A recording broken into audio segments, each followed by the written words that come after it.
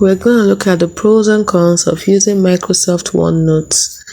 Microsoft OneNote is a digital notebook that is either your best friend or a chaotic mess. Let's be real, note-taking is like trying to organize a squirrel's thoughts. Yes, imagine trying to organize the thoughts of a squirrel. So, it's best to use Microsoft OneNote. This app promises to tame your brain dump into something resembling productivity. But is it a game changer or just a digital landfill for your half-baked ideas? Well, just grab your crayon and let's dive in.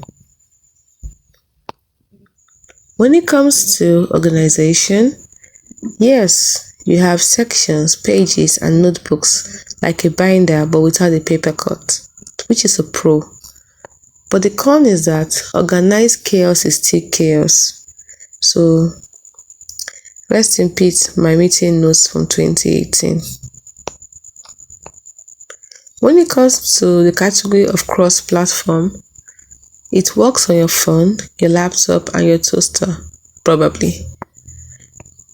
The con is that syncing issues turn your notes into a digital scavenger hunt.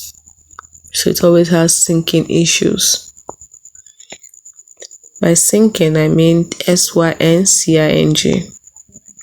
When it comes to handwriting, it is great for doodlers.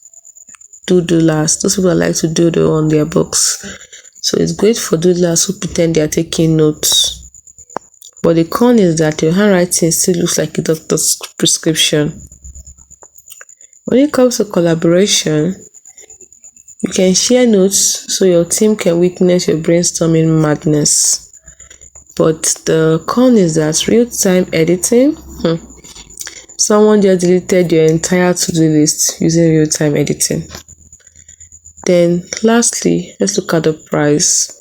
It is free, unlike your will to leave after a Monday meeting.